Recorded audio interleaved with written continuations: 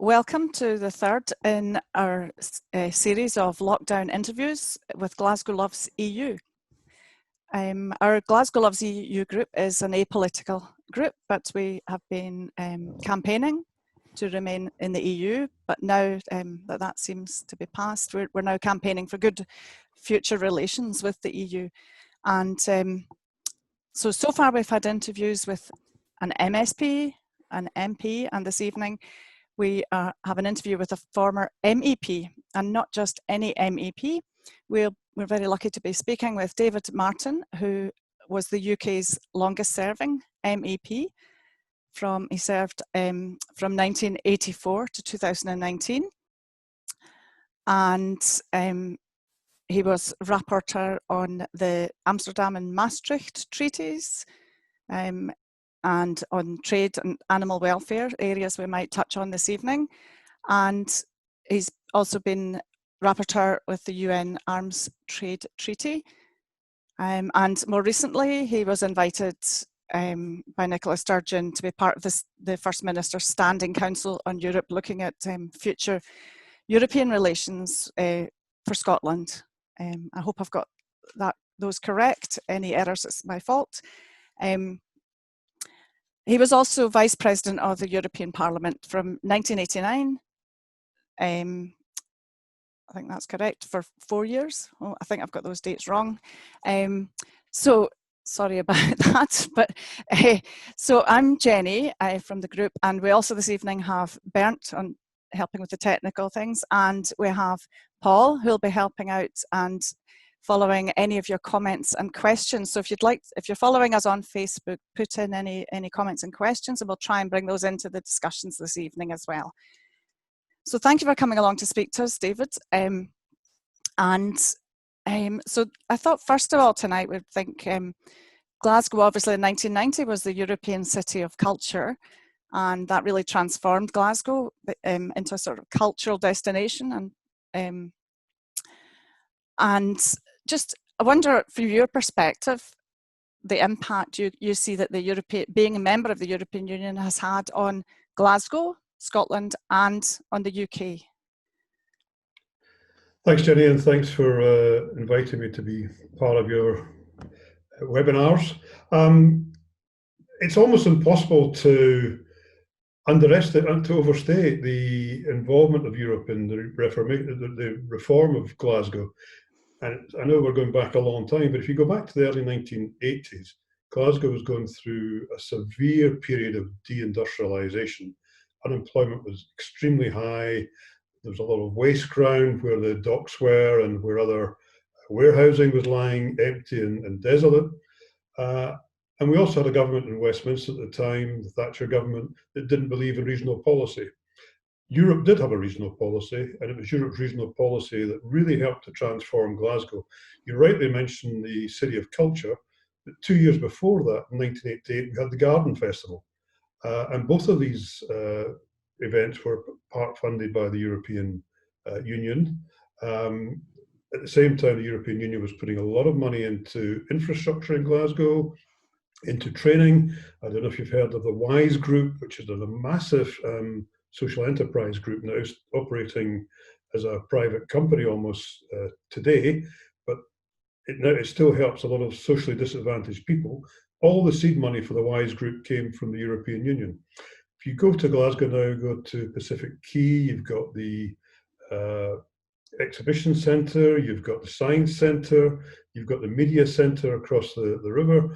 All of that, not 100%, but the clearing of the ground, the preparing of the way was all assisted by seed money from the European Union. So just in that one example, that's what Europe has helped. But then Europe's also helped, in my opinion, to transform Glasgow through migration. Again, sadly, probably still is a slightly declining population, but without the influx of Europeans, which probably wouldn't have happened if we were not a member of the European community, the Glasgow population would have declined significantly. And so the Poles, the Germans, the Eastern Europeans who came have made a big difference to life in Glasgow, both culturally and economically, and we shouldn't underestimate that. And I won't run through the whole gamut, but if you look at the universities, all the universities, perhaps most significantly Glasgow University, but not the Glasgow alone. Calais, Glasgow Calais, Strathclyde University have had significant money in research funding and teaching funding from the European Union, and through the Erasmus programme have connected both European students into Glasgow and Glasgow students and Scottish students, or people studying in Scotland more generally, into the European Union. And just finally, to take it up to date, one of our great benefits at the moment in Scotland is we have become very climate conscious, and we've been quite innovative, I think, in terms of renewable energy activities, and a lot of that is centred around Glasgow, and the EU has put both a lot of money into climate change, but also created a policy framework to make it feasible to carry out a lot of the activity in relation to tackling climate change. And there's a whole host of other things I could mention, but really Europe has been integral to the life of Glasgow for the last 30, 40 years. Excellent. Yeah, my brother and sons have both participated in Erasmus, so it's been very good. Been absolutely transforming. I mean, it changed my brother's career. But yeah, that's really interesting. Yeah. And what about for more generally Scotland? And well, I mean, again, similar arguments in relation to Scotland as a whole. I mean, just take the level of funds coming into Scotland right now. The EU does its budget on a rolling programme, usually for 6 or 7 years. The current programme is 2014 to the end of this year, which is why, to the end of this year, which is why, of course, Britain in part chose the end of 2020 to be leaving at the end of the current financial period. During that 6-year period, £780 million will have come into Scotland from the European Union just for structural funds. Significantly more has come in through common agricultural policy, through research budgets, and so on. Some of that money might still come in terms of grants through the block grant from the UK government to the Scottish government, and we might still see some of this. But personally, I doubt we're going to see the level of support we currently get from the European Union being maintained through domestic support. I think that should be a big worry. And there's also the question of how it will be maintained, because again, I am biased. I was going to say maybe I'm biased, but I am biased. I think Europe has been very innovative in terms of a lot of its funding and a lot of its support. And whether that innovation will continue, if it's simply, for want of a better expression, normal money coming from central government, I've got some doubts. And I think when you and I discussed some of this in the past in a different forum, I gave you what I still think is the best example in relation to Scotland, and that's in relation to the mining community. You mentioned some of the reports I was rapporteur on the European Parliament. Perhaps the one I'm most proud of is one called the ReShare programme, which was a programme for assisting coalfields after the coal mines started to close down. And that brought in millions of pounds into Scotland. It was only delivered, I would argue, because of a luck and a unique set of circumstances. I was the Parliament's rapporteur, a Scottish MEP, and the Commissioner at the time, responsible for regional policy, was Bruce Millan, who had been Secretary of State for Scotland and was now the Regional Commissioner at the European level, who understood the issues. And I was able to go to him and to make a case for the fund, and he was then able to go to his colleagues in the Commission and get this through the process.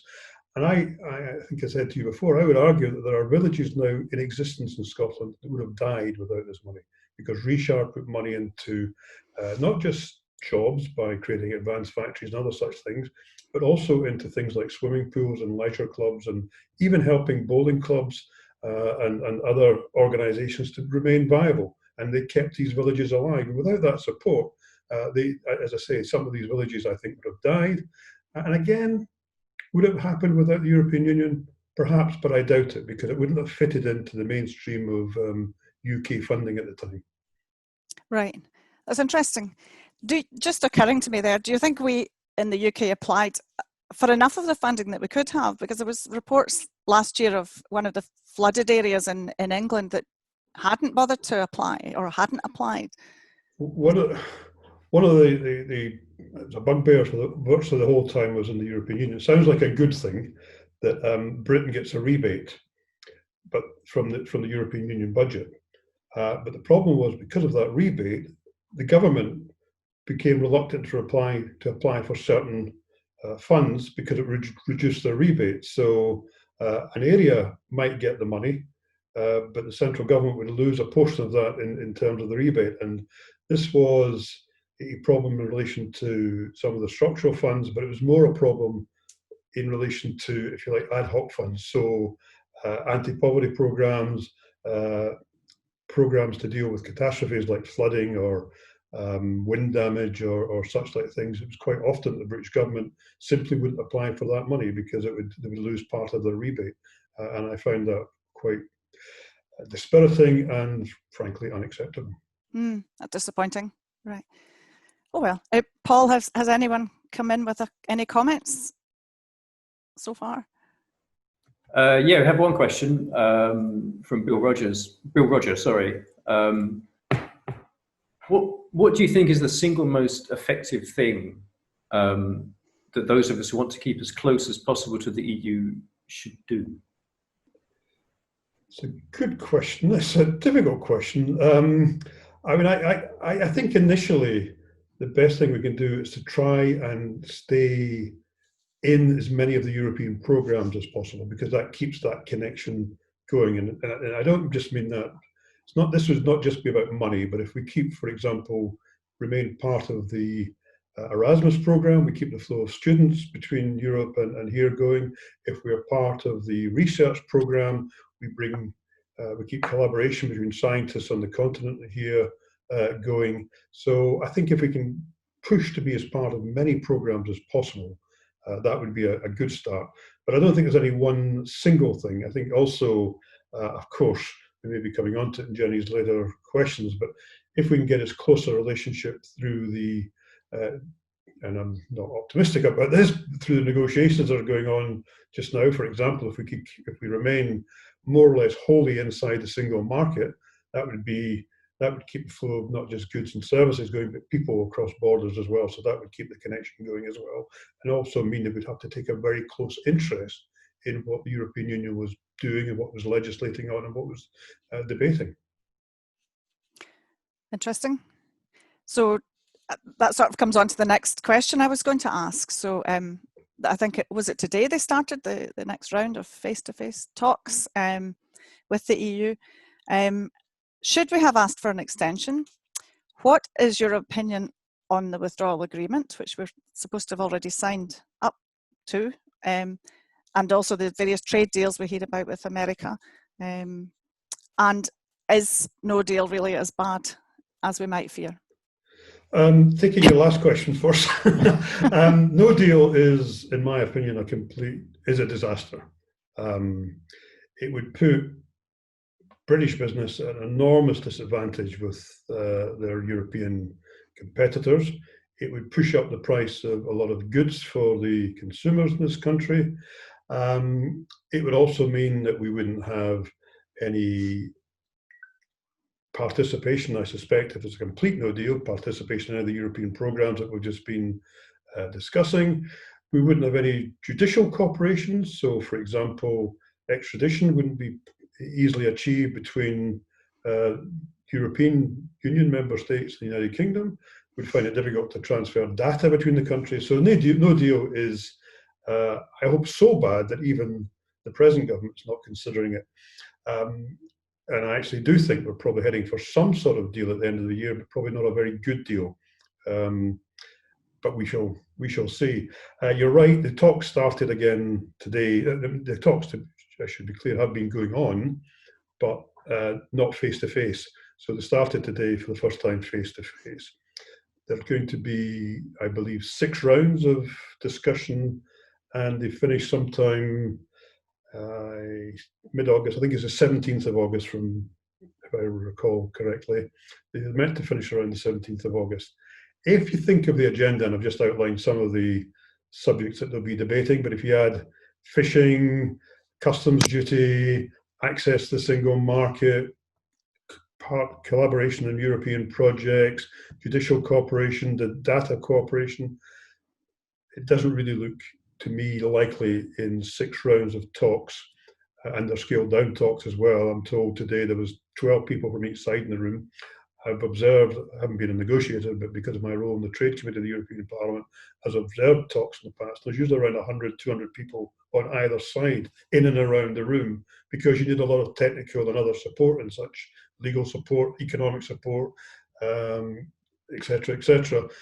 You need a lot of people normally for these talks, and they've been restricted to 12 on either side. So you've got a very short time period, 6 months. You've got reduced number of people actually taking part in the discussions. You're not going to get, in my opinion, a comprehensive trade deal. So therefore, should they delay it, the logical thing would be, of course, to. Why are we not doing that?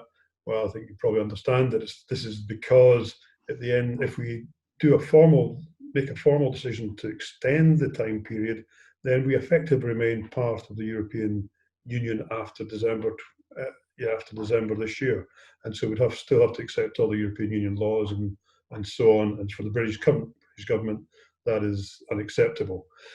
So, what we're likely to get at the end of it, I think we're probably heading towards the end of the year. Perhaps, to be optimistic, some participation, as I've already hinted a few times, I'm hoping for in some of the European Union programs. Perhaps a deal on reducing or eliminating customs duty. Possibly some agreement on fishing, but we can deal with that in more detail if you want, but that's probably going to be quite difficult, but we might even get a deal on fishing. But beyond that, not very much. And so it's not a hard Brexit, but it's not a good Brexit either. Mm. Interesting. And do you think the Labour Party played their cards, or played their hand that they had? Should they have been more vocal about trying to get an extension, or did they, the sort of softly thing best? I think what's important, and I think you're going to see this, well, I hope, I can't be absolutely sure, but I hope we're going to see this from Keir Starmer. I think what's important is we continue to emphasise what we want out of the talks, and to get into a debate about, not an unimportant debate, but in terms of the national context, to get into the debate about whether Labour still being too soft, too pro, too not accepting the outcome of the referendum is not a good thing, because that's how it would have been interpreted if we formally asked for an extension to the transitional period.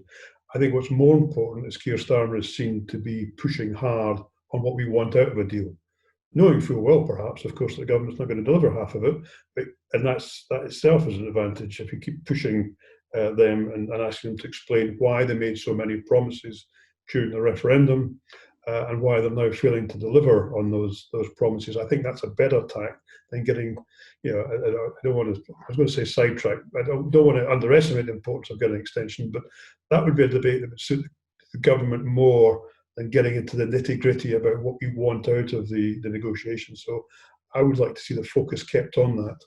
Mm-hmm. Okay, that's interesting. Paul, any more comments coming through? Well, just one question, which I think probably has largely been answered, really, from Keith McDonough, which is what political action needs to be taken in the UK to pressure the government to come to a reasonable deal, which I guess is really what you've just discussed. Yeah, I mean, I think it is important it's done in Westminster. I think it's very important that the devolved assemblies and parliaments continue to push their point of view, although the evidence is they're not being listened to very seriously, which is, again, a disgrace, but they nevertheless need to continue to do that. I don't think Mike Russell needs any pushing from me to continue to do that. I'm sure he's got to keep pushing extremely hard.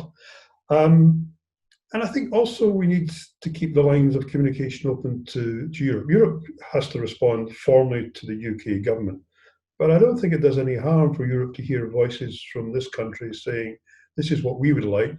Government might be telling you one thing, but this is what we would like. And I don't think that that would help in terms of the tone of negotiations possibly. Mm-hmm. Good. Just sort of moving on to a different area, animal welfare. I know you've been involved in the committee to do with that. So within the EU, we have had these exports of, the live, what do you call it, the calves. There's somebody pursued them across to Ireland. It seems sort of tragic, really, these sort of small animals being transported all over the place. And then we've got the lambs being exported out, which out of the EU. What areas should we be concerned about and be trying to campaign about? And this will also impact UK policy if we're more separate in the future. No, this pains me almost to say, but I have to say, in general, the UK has been better than a lot of Europe in terms of the animal welfare issues. And limitation on the export of live animals has in part been driven by UK governments, in fairness, but also largely by UK members of the European Parliament, although I'm glad to say that has changed. I joined the Animal Welfare Intergroup in the European Parliament in 1984 when I became a member. And it's rough orders of magnitude, but I would have said about 80%, maybe even 90% of the members then were British. More recently, I'm glad to say that over time, that has changed quite dramatically. German members are very active on it. Northern European, the Scandinavians are very active on it. We had quite a few active Spaniards on it, but without appearing to apply national characteristics. What was really encouraging was French and Greek members who previously hadn't shown much interest also started to get involved in the animal welfare issue. So what I think we need to make sure is that at least as a minimum, that the European standards that exist are all transposed into British law. But this is an area where, and there are not many of them, where Britain could possibly go further. So on battery cage sizes, on pig sows, on, as I say, the transportation of animals, we could end up with tighter regulations. However, having said that, I skipped over something in your earlier question about other trade deals.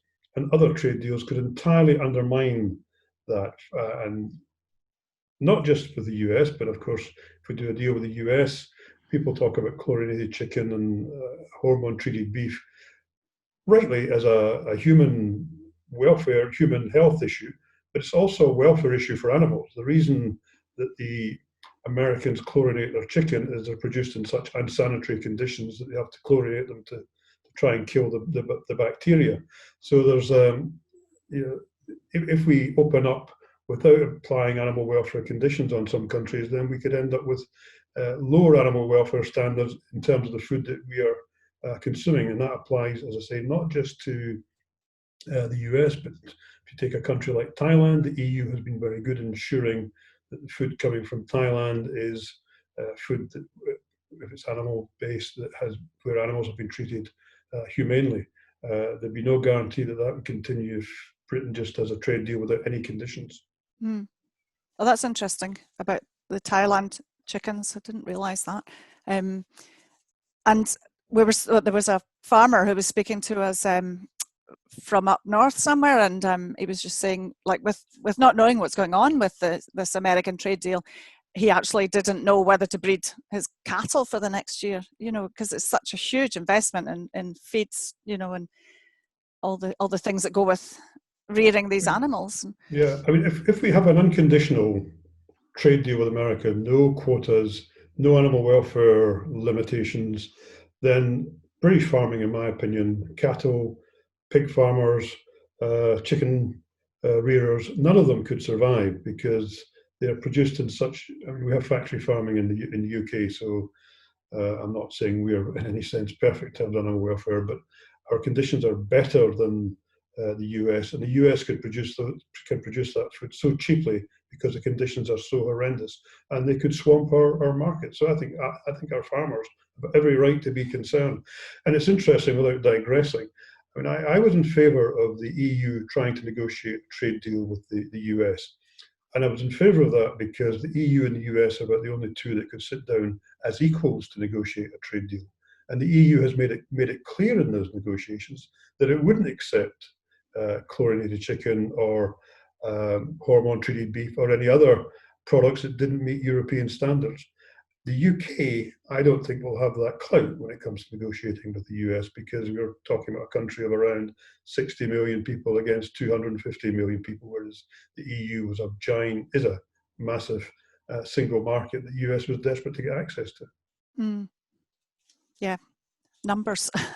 Yeah. Yeah, and the trade deals that matter. I mean, I know people like to pretend that these are all done by, if you're a great negotiator and you get a good deal. Well, size also matters, because the size of your market is what makes people prepared to make concessions to get access to it. Mm-hmm. Yeah. Oh, Paul, has anybody come through with any comments? There's a follow-up question from Bill, actually, which is quite interesting. Do you think those of us who live in Scotland should be more proactive in communicating with fellow EU citizens rather than waiting for Westminster?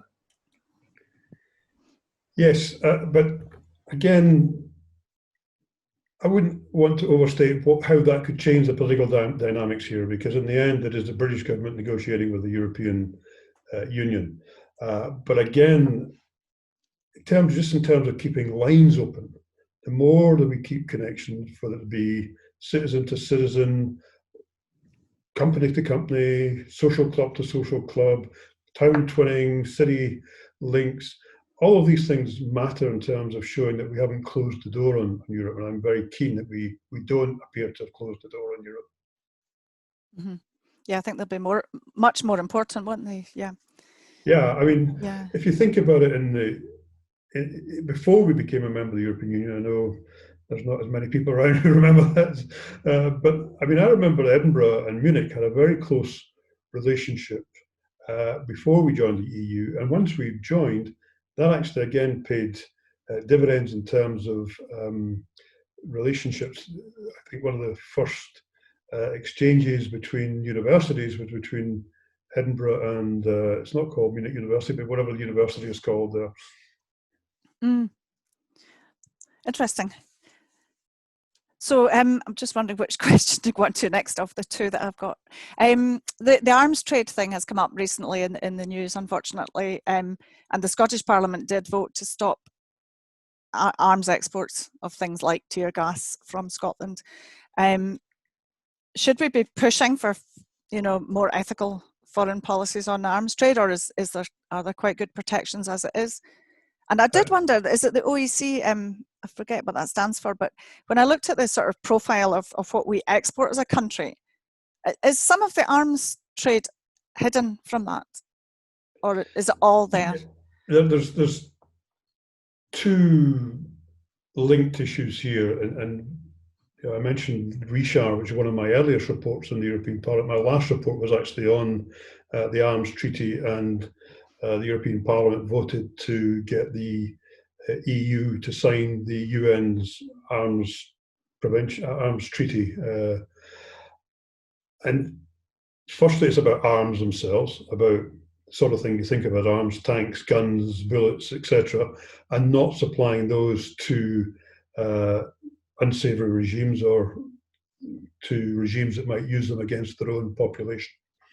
But linked to that, there's also products that are used militarily, but you wouldn't think of as being military products. So they are called dual uses, the expression dual use products. So for example, it might be quite legitimate for a government to have a surveillance. Siemens was one of the companies that got tied up in this. So I'll mention Siemens because it's already in the public domain. But Siemens was selling surveillance equipment to one of the Middle East countries, and it started off as quite a legitimate business because it was for anti-terrorism, it was for tackling fraud and all the sort of things you might use anti-surveillance for. But then during the Arab Spring became used to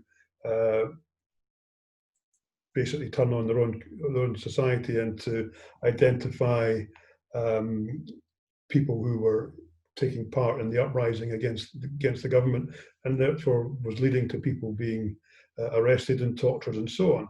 And so the dual use agreement says that once that sort of circumstance emerged, you should no longer supply such a regime with that equipment because, as I say, it's been used against its own people. Right. So that's one area that could be tightened up, maybe, or.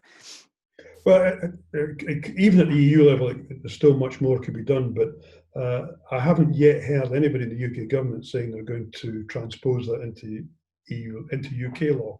That's something I think should desperately happen. And if you think of some of the two countries in Europe that are the biggest suppliers of arms and dual use, well, perhaps not dual use because of Germany, but the two biggest arms suppliers are France and the UK. And there is worry that if the EU has a restrictive regime, the UK might opt out of that regime and actually be, try and exploit the new markets in a very unscrupulous way. Yeah, yeah. And what did you think about the Galileo thing? Because Glasgow is the big satellite city, isn't it? We produce a lot of space technology here. But yes, I mean, I understand why, if we're not part of the EU, we're not accepting EU laws in terms of data sharing, security, and so on. I understand why the EU might not want us to be part of Galileo, but I think we should absolutely want to remain part of the EU's satellite program. Mm-hmm. If we can. Do you think there is a way we can link into programs like that? Again, it gets complicated because a lot of this is tied up to the jurisdiction of the European Court of Justice. Again, it's probably now forgotten, but big issue, lose track of time, but probably 7 or 8 years ago, was in terms of passenger name recognition. You have to when a plane was flying from Europe into America, the airlines have to provide the American authorities with a list of passengers so that it can be checked for security.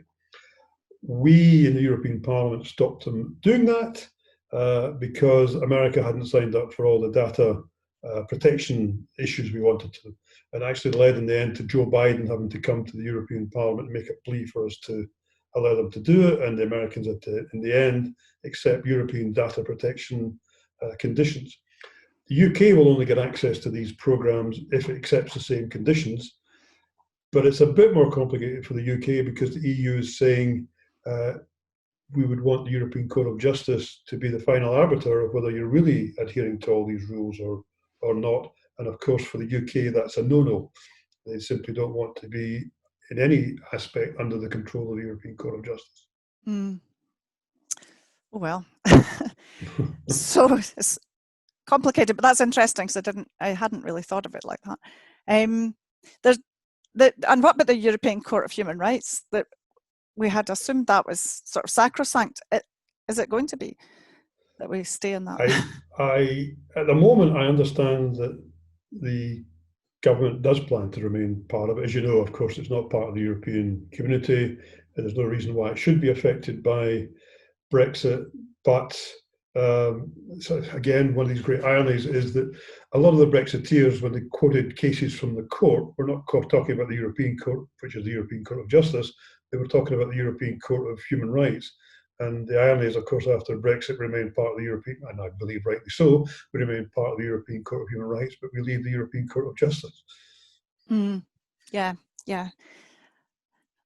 And just on sort of your perspective over the years, do you think Scotland has been viewed quite favourably?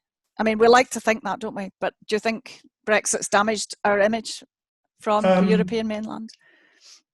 I would say, in political terms, sorry if this damages anybody's egos, but until Brexit, we weren't really thought about very much as a separate entity. I mean, obviously, culturally, we used to do burn suppers and people knew about Scotland in the way that the general public knew about Scotland, but didn't have any particular, in the Parliament or the institutions, particular political view about Scotland. And again, rather ironically, Brexit changed that because of our yes vote in the referendum, because of the way that the Scottish Government has pursued its European interest since the referendum, there is now very much a positive view of Scotland and the European Union. So it's really since the referendum that things have changed. So, as I say, I'm repeating myself, but it is somewhat ironic, but there we are. Oh well, that's the final positive for Brexit. Finally, we've discovered it. Oh, that's good. Any final comments, Paul, that have come through? Yeah, well, I have a cracking question from Victoria Lee. How do we best hold those who have brought us here to account? As obviously, it seems possible that a lot of this can be buried under coronavirus. And related to that, I was just thinking about the famous Brexit bus with 350 million on the side. As an economist, you must have had a particular reaction to that. So what's your current view about honesty and accountability in Westminster at the moment? Well, I think, in a sense, I can repeat slightly what I said about Keir Starmer earlier. I think what the opposition has got to do is just keep reminding, almost on a daily basis, the government what it promised in relation to Brexit and what it promised during the referendum. I mean, I don't know how many people picked this up because it was only a passing reference in an article about who might be getting a peerage. But I noticed that Dan Hannan, who was one of the great Tory MEP Brexiteers, is in line for a peerage. We ought to be asking, does that mean the government accepts his claim that we would be in the single market almost automatically when we left the European Union, that we wouldn't really notice a difference when we left the European Union other than we'd be set free, and all the many other false claims that he made? And just, I mean, I'm picking on him because he happened to be in that article, but we just need, every time other name comes up, we need to question whether they're sticking to the views that they expressed during the time of the referendum. We also, I think, need to just make the point that, because you mentioned COVID, that COVID-19 is not a cover for leaving the EU. It's actually a reason for delaying our departure, because companies are going to have to reorganize and are reorganizing as a result of the whole pandemic. We're going to have to, if we leave without a deal in December, come the 1st of January, they're going to have to apply new customs tariffs, new rules and regulations. So we're going to pile administrative complications onto administrative complications, and that's not a good thing. But just finally, and not to contradict myself, but one of the things I was always worried about during the referendum, and I guess I played the game slightly myself because we all got dragged into it, was we all talked about how terrible, sorry, I was trying to say a word that I couldn't say, how terrible leaving was going to be, and we kind of implied it was almost going to be instant. And I was always a bit worried about that, as you say, as an economist, because my own view is this is all going to be medium to long term, the damage, because it's going to lead to less investment, less making Britain less attractive for inward investment, and generally making us less competitive.